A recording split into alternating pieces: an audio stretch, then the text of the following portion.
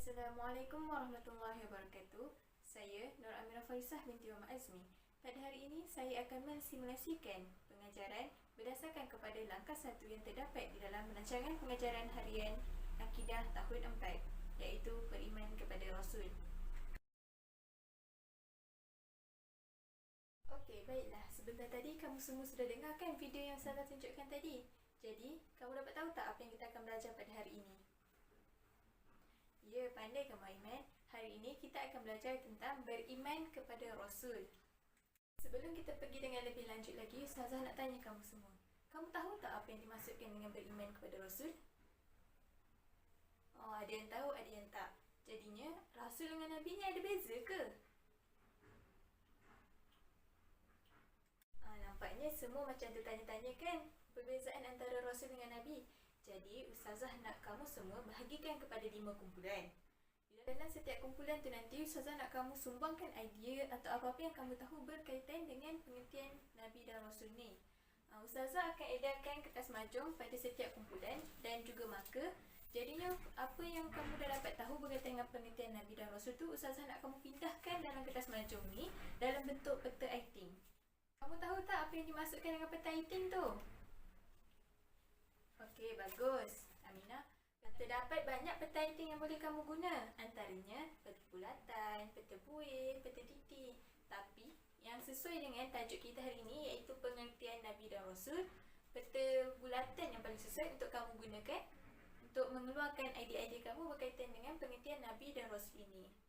Jadinya Ustazah akan agihkan kertas majung ni pada setiap kumpulan dengan markernya, okey? Ini untuk kumpulan 1. Untuk kumpulan 2. Okey. Untuk kumpulan 3. Kumpulan 4 dan kumpulan 5. Okey. Okey, semua kumpulan dah dapat kan kertas majung dengan marker masing-masing? Saya ingatkan balik, okey? Idea yang kamu dapat berkenaan dengan pengertian Nabi dan Rasul tu, kamu pindahkan ke dalam kertas majung yang Ustazah berikan tu menggunakan peta iting, iaitu peta bulatan. Faham tak? Okey, bagus, faham.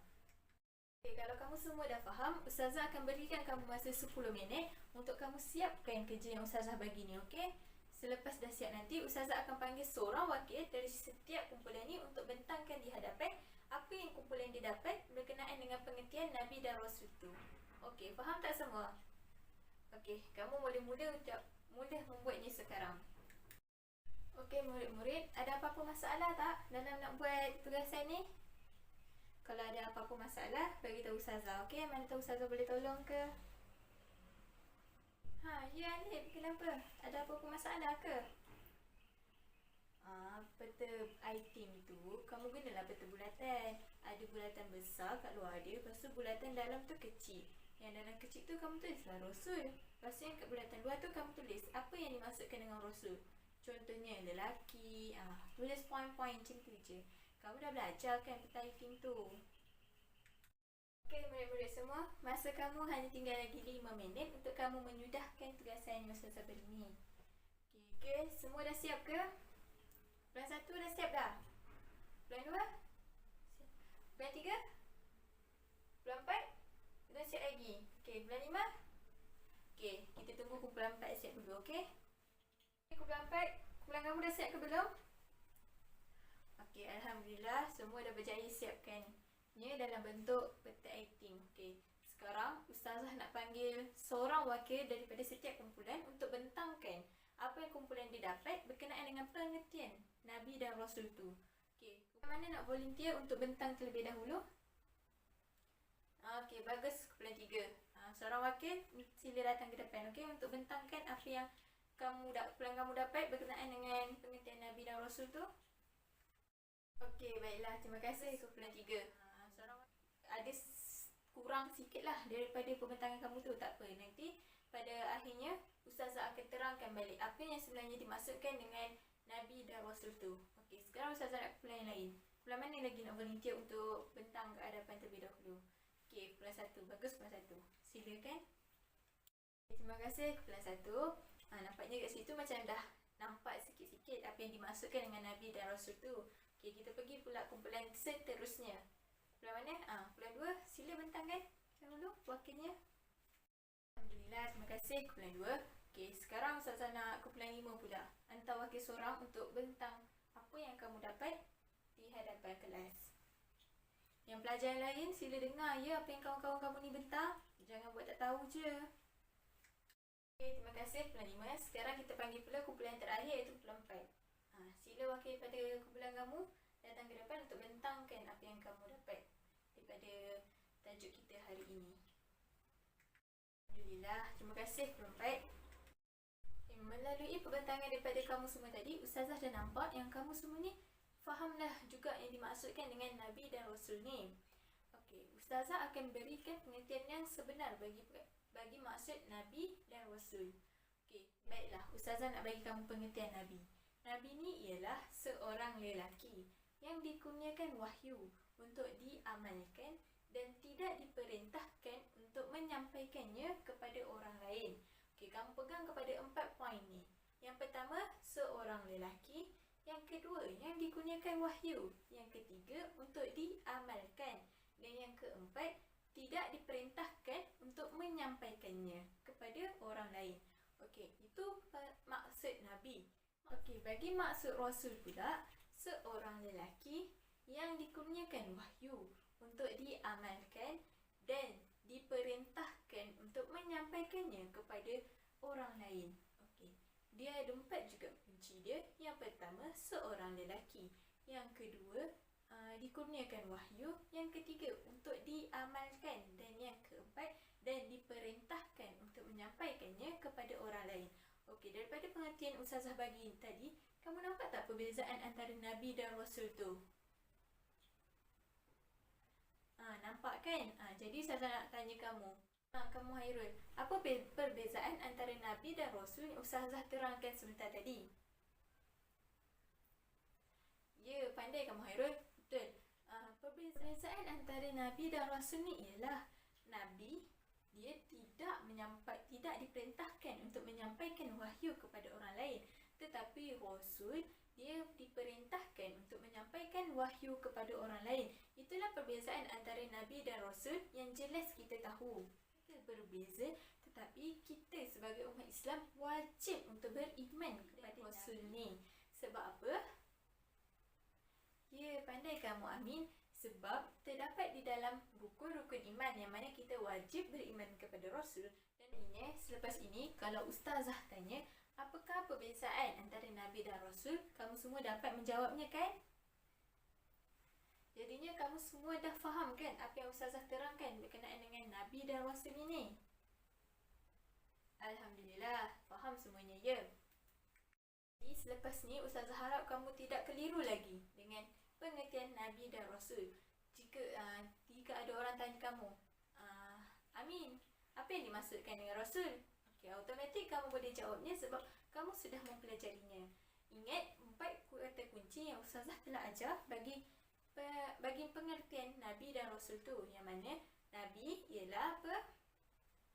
Seorang lelaki yang dikurniakan wahyu untuk diamalkannya dan tidak diperintahkan untuk menyampaikannya kepada orang lain. Okey, kalau Rasul pula sama juga, seorang lelaki yang dikurniakan wahyu untuk mengamalkannya dan diperintahkan untuk menyampaikannya kepada orang lain. Alhamdulillah, nampaknya semua dah mengingati apa pengertian Nabi dan Rasul itu. Okey, jadinya Ustazah harap kamu pegang pada 4 kata kunci ini bagi pengertian Nabi dan Rasul. Kalau dalam peperiksaan sekalipun, kamu ingat balik 4 kata kunci yang Ustazah telah ajar ini, okey? Okey, Alhamdulillah, bagus semuanya. Okey. Ada apa-apa pertanyaan tak berkaitan dengan pengertian Nabi dan Rasul ini? Tak ada? Betul ni tak ada? Yakin tak ada? Jangan lepas ni Ustazah soal jawab kamu tak dapat jawab Kalau kamu tak dapat jawab, siap kamu. Okey, itu saja daripada Ustazah. Okey, sekian itu saja daripada saya. Sekian, terima kasih. Bismillahirrahmanirrahim. Assalamualaikum warahmatullahi wabarakatuh. Yang dihormati Ustazah Safiah binti Mak Rangga, pensyarah PIMK 3063 Pedagogi Pendidikan Islam. InsyaAllah hari ini saya, Munawwirah binti Muhammad Noor, PISMP Pendidikan Islam 1 Jun 2019 akan membuat simulasi pengajaran untuk pendidikan Islam berdasarkan RPH Akidah tahun 4 untuk langkah yang kedua. Okey, baiklah anak-anak semua, sebelum ni kita dah tahu ada berapa bilangan rasul yang perlu kita ketahui. Okey, Ahmad, ada berapa Ahmad? Okey, pandai, ada 25. 25 tu daripada siapa ke siapa? Daripada Nabi Adam sehingga Nabi yang terakhir, iaitu Nabi Muhammad sallallahu alaihi wasallam. Okey, jadi semua orang dah tahu ada 25 bilangan rasul yang perlu kita ketahui. Semua orang dah tahu apakah maksud Nabi, apakah maksud rasul. Jadi kita akan teruskan dengan mempelajari apakah hukum beriman kepada rasul. Okey, apakah hukum beriman kepada rasul? Perlu ke ustazah? Wajib ke ustazah? Sunat ke ustazah? Okey, jadi sebelum kita semua tahu apakah hukum beriman kepada rasul, ustazah nak semua bahagikan perhatian, tumpuan, pinjamkan telinga untuk dengar audio yang ustazah nak pasangkan sebentar lagi. Okey, audio yang ustazah akan pasangkan adalah potongan ayat surah An-Nisa ayat yang ke-136. Jadi semua kena dengar dengan teliti ayat yang akan dibaca. Boleh?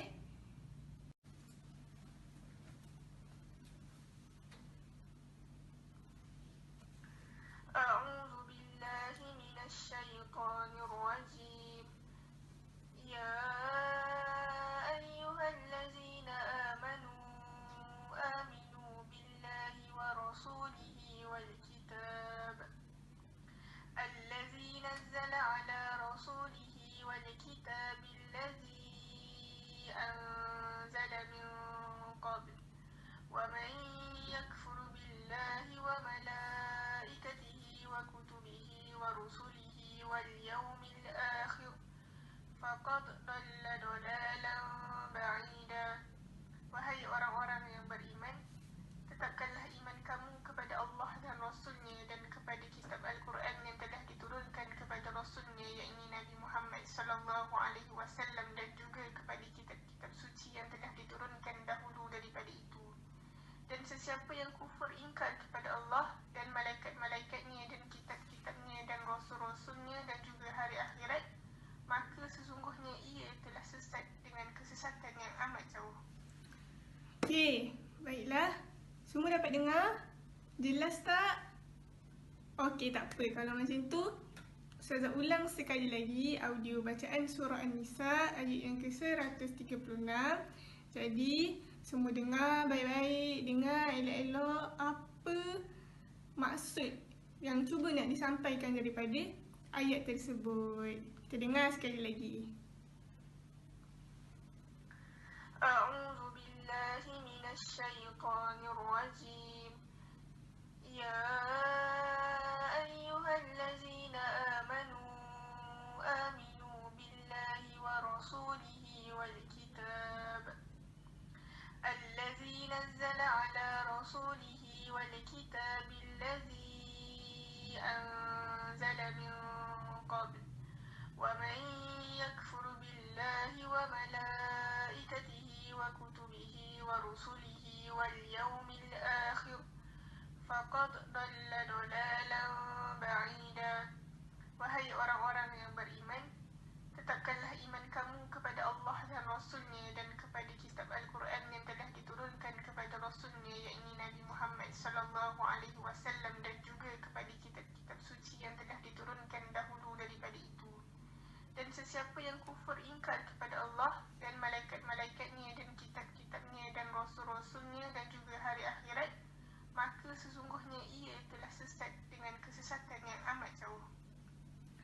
Okey, baiklah. Alhamdulillah kita dah dengar sebanyak 2 kali.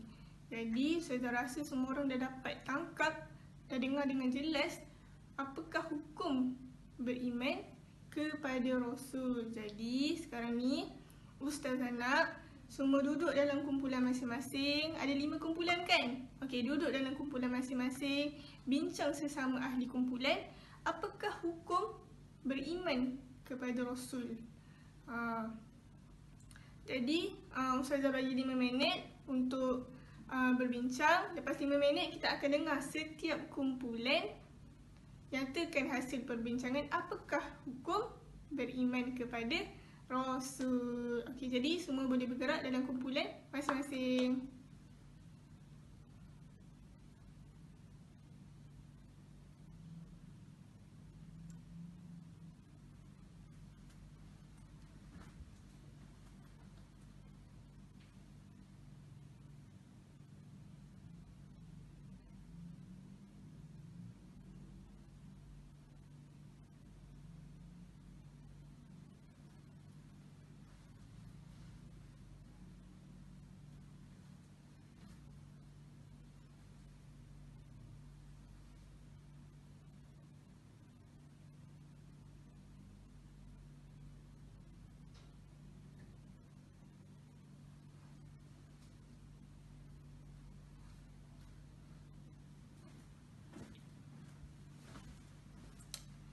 Okey, baiklah.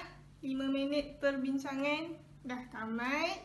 Jadi, kita akan teruskan dengan mendengar hasil perbincangan setiap kumpulan untuk bagi tahu kita apakah hukum beriman kepada Rasul.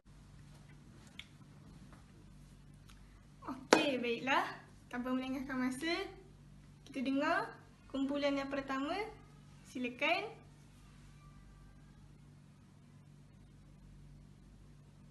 Okey, bagus. Okey, seterusnya kumpulan yang kedua.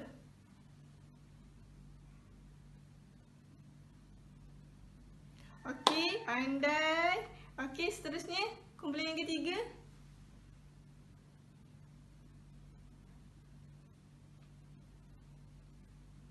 Okey, seterusnya kumpulan yang keempat.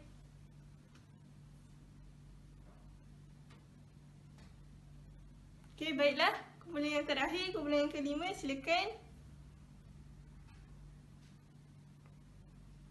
Okey, Alhamdulillah. Jadi, Ustazah rasa semua orang dah jelas, semua dah faham apakah hukum beriman kepada Rasul. Okey, jadi semua perkongsian daripada setiap kumpulan tadi betul. Ada juga sedikit yang kurang tepat. Jadi, Ustazah akan jelaskan dan betulkan apakah sebenarnya hukum beriman kepada Rasul. Okey, baiklah. Hukum beriman kepada Rasul adalah wajib. Okey, bila mana cakap wajib, kalau kita tak buat, berdosa ke tak? Okey, berdosa. Jadi, kenapa wajib? Sebab beriman dengan Rasul ada dalam rukun Islam ke rukun iman? Pandai, ada dalam rukun iman. Dan Allah dah nyatakan juga dalam Al-Quran. Jadi bila Allah dah perintahkan untuk kita beriman dengan Rasul, maksudnya kita kena ikut perintah Allah. Jadi kalau kita tak ikut, berdosa dan jadi haram. Jadi Ustazah nak ingatkan semula, kita dah tahu ada bilangan 25 Rasul yang wajib kita ketahui. Kita dah tahu apa maksud Rasul. Jadi kita sebagai umat Islam wajib beriman kepada 25 Rasul. Sebab tu adalah tuntutan kita sebagai umat Islam. Okay, boleh ke tak kita nak percaya 10 je Rasul? Boleh ke tak boleh? Okey, tak boleh. Sebab yang kita dah ketahui bilangan Rasul ada 25.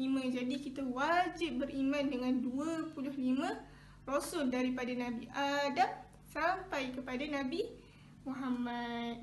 Okey, jadi saya harap semua dah jelas dengan hukum, apakah hukum beriman kepada Rasul. Jadi sama-samalah kita patuhi perintah Allah, iaitu beriman kepada Rasul. Allahu a'lam. Setakat itu saja daripada saya.